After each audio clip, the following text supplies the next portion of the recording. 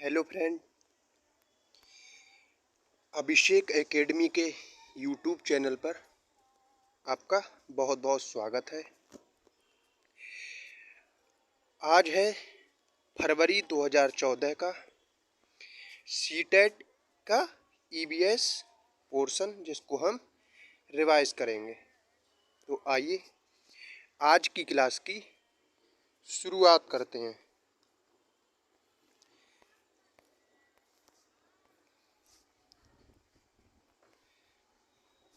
हमारा पहला प्रश्न है, निम्नलिखित में से सत्य कथन को चुनिए।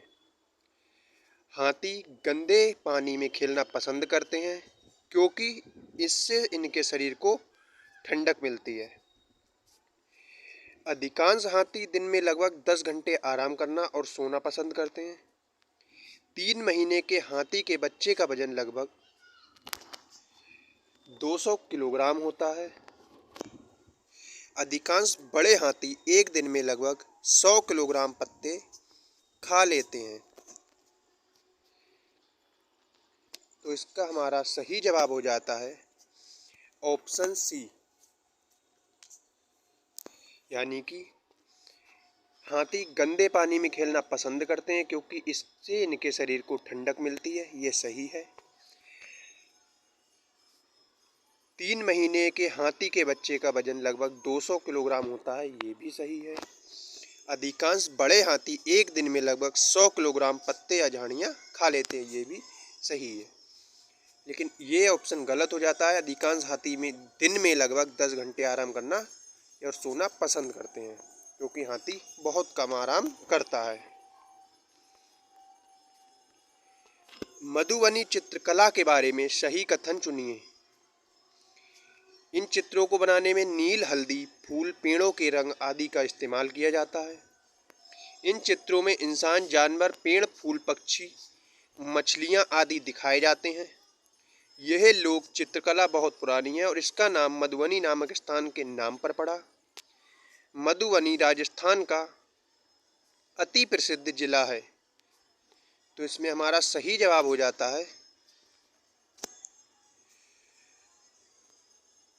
ऑप्शन ए, बी और सी, क्योंकि मधुबनी राजस्थान का नहीं बल्कि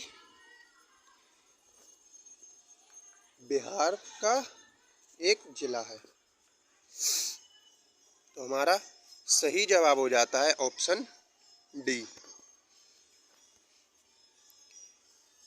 मधुबनी चित्रकला के बारे में ए, बी, सी सही है। मधुबनी चित्रकला मिथिलांचल क्षेत्र जैसे बिहार के दरभंगा, मधुबनी एवं नेपाल के कुछ क्षेत्रों की प्रमुख चित्रकला है।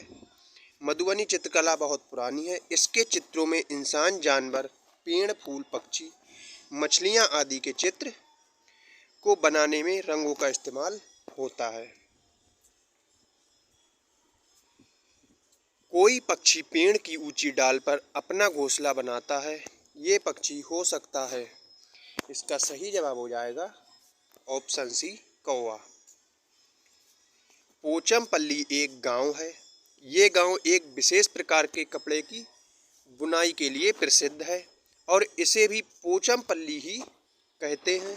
ये गांव निम्नलिखित में से किसका भाग है? इसका सही जवाब हो जाता है ऑप्शन सी, आंध्र प्रदेश।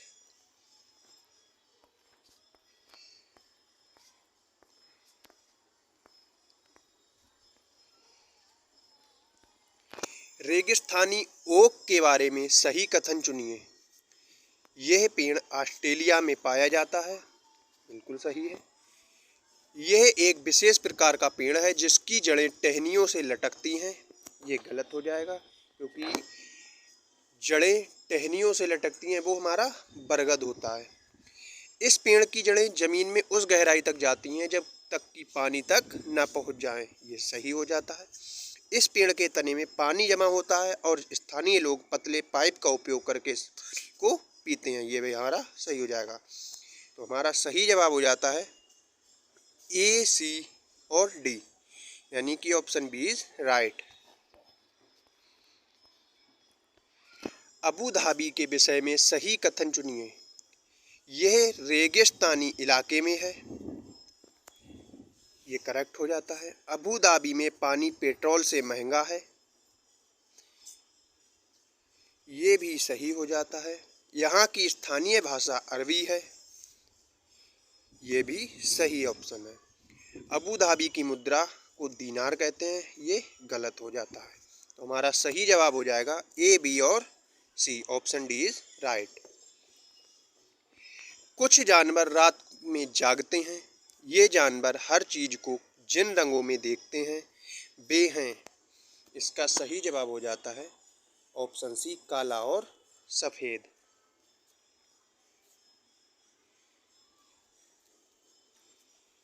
नीचे 24 घंटे की घड़ी दिखाई गई है तथा चित्र 1 व 3 में दो जानवरों एक्स और वाई के सोने के समय छायांकित भाग से दिखाए गए हैं। एक्स तथा वाई के सोने के समय के बारे में सही कथन चुनिए।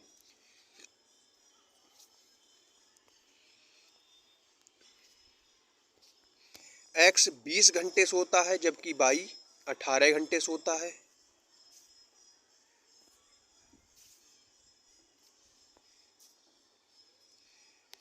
एक्स 18 घंटे सोता है जबकि वाई 4 घंटे सोता है। एक्स 4 घंटे सोता है जबकि वाई 18 घंटे सोता है। और डी, एक्स 4 घंटे सोता है जबकि वाई 20 घंटे सोता है।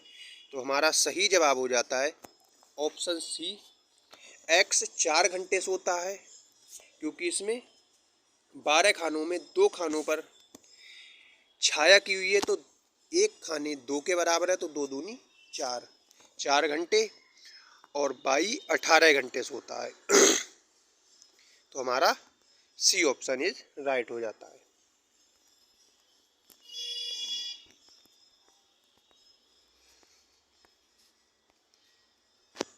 मृत सागर क्या है? इसका सही जवाब हो जाता है ऑप्शन बी, ऐसा सागर जो सभी महासागरों व सागरों से ज़्यादा नमकीन होता है। मृत सागर समूह तल से 400 मीटर नीचे है। इसे दुनिया का सबसे निचला बिंदु भी कह सकते हैं। इसका घनत्व सबसे अधिक होता है, इसलिए इसमें कोई मछली जीवित नहीं बचती है। मृत सागर में प्रचुर मात्रा में खनिज पाए जाते हैं। साधारण जल की तुलना में 20 गुना ज़्यादा ब्रोमीन, 50 गुना ज़्यादा मैग्नीशियम और 10 गुना ज़्यादा आयोडीन होता है। कक्षा 3 के विद्यार्थियों को भोजन का पाठ पढ़ाते समय अंजलि भोजन संबंधित आदतों में सांस्कृतिक क्षेत्रीय विविधता पर विशेष ध्यान देना चाहती है। नीचे दिए गए अधिगम अवसरों में किसके द्वारा विद्यार्थियों को वांछित जानकारी दी जा सकती है?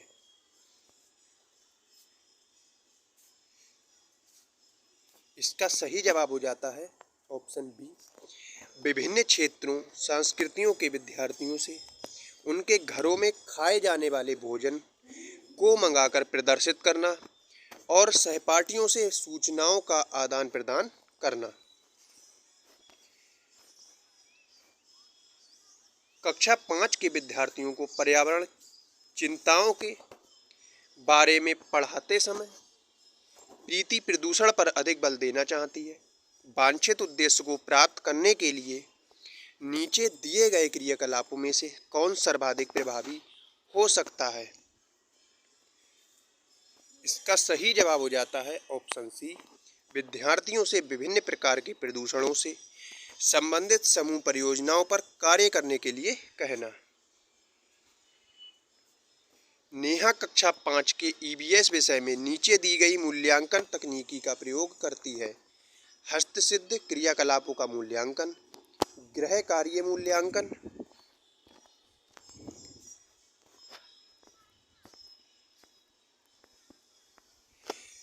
परियोजना कार्य मूल्यांकन और मौखिक परीक्षा।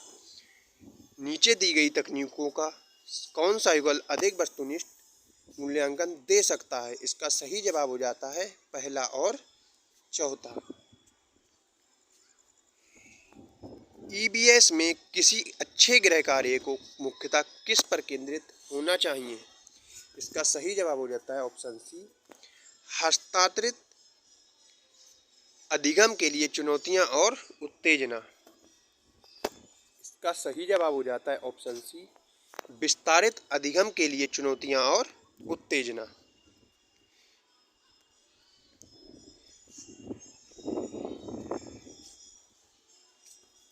शालिनी ने कक्षा 4 विद्यार्थियों को विज्ञान केंद्र दिखाने के लिए शैक्षणिक भ्रमण की योजना बनाई है।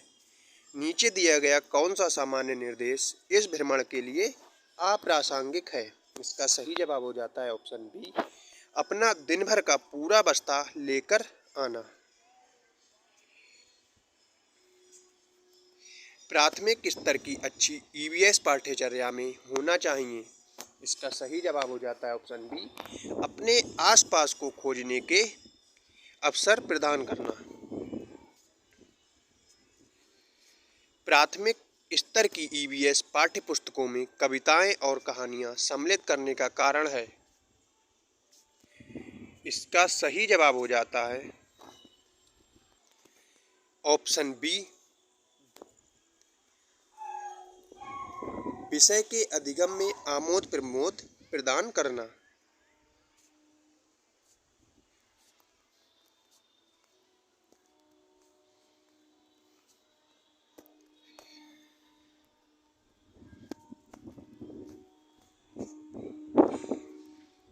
चार भावी शिक्षकों से कक्षा 5 के विद्यार्थियों के लिए मूल विषय यात्रा पर प्रस्तुतिकरण बनाने के लिए कहा गया। प्रत्येक ने निम्नलिखित नीतियों में से किसी एक पर मुख्य रूप से केंद्रित किया। इसका सही जवाब हो जाता है विद्यार्थियों से यात्रा में उपयोग किए गए विभिन्न साधनों के अनुभवों का वर्णन करने के लिए कहना।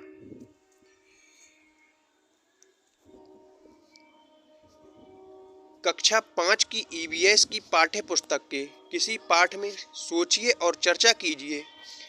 भाग में नीचे दिया गया कथन लिखा है, यदि आपके गांव अथवा शहर में एक सप्ताह तक पेट्रोल अथवा डीजल ना हो तो क्या होगा? इस कथन का मुख्य उद्देश्य है।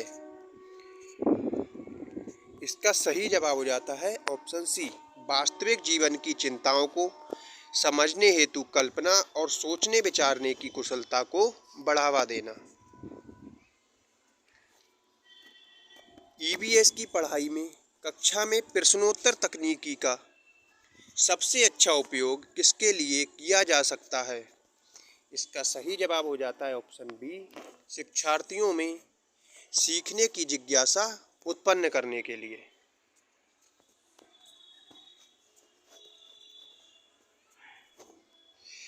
प्राथमिक स्तर पर ईवीएस की पढ़ाई का एक प्रमुख उद्देश्य है। इसका सही जवाब हो जाता है ऑप्शन सी, कक्षा की पढ़ाई को शिक्षार्थी के विद्यालय से बाहर के जीवन से संबंधित करने में सहायता करना। प्राथमिक स्तर वृक्षों के संरक्षण की संकल्पना के बारे में विद्यार्थियों को संवेदनशील बनाने के लिए नीचे दिया गया कौन सा क्रियाकलाप उपयुक्त नहीं है? इसका सही जवाब हो जाता है ऑप्शन सी, बच्चों को लकड़ी के लट्ठों का भंडार दिखाना। ईवीएस की कक्षा में जल का पाठ पढ़ाते समय अंजलि ने अपनी कक्षा में जल के विभिन्न स्रोतों और जल को संरक्षित करने के लिए व्यक्तिगत क्रियाओं पर रोल प्ले आयोजित किया। इस क्रियाकलाप का मुख्य उद्देश्य है। इसका सही जवाब हो जाता है ऑप्शन सी, अधिगम की प्रक्रिया में विद्यार्थियों का सक्रिय भाग लेना सुनिश्चित करना। प्राथमिक स्तर पर ईवीएस की पाठ्यचर्या को शुद्ध विज्ञान और सामाजिक विज्ञान की संकल्पनाओं को सम्मिलित करके विकसित किया गया है। ऐसा करने का मुख्य उद्देश्य है। इसका सही जवाब हो जाता है ऑप्शन ए, शिक्षार्थी को पर्यावरण को साकल्यवादी ढंग से देखने योग्य बनाना।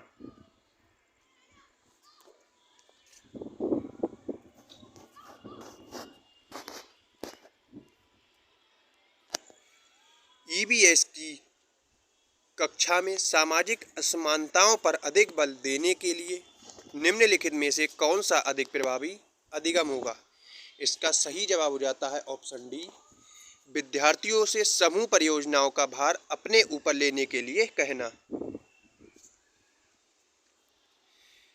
पसंद नापसंद के बारे में चर्चा करते समय किसी छात्र ने कहा, मुझे और मेरी माँ दोनों को सांप खाना बहुत पसंद है। जब भी हमारे सांप खाने की इच्छा होती है, हम पास के किसी होटल में जाकर लिंगूफेन खाते हैं। ये छात्र कहाँ का हो सकता है? इसका सही जवाब हो जाता है ऑप्शन बी, हांगकांग का।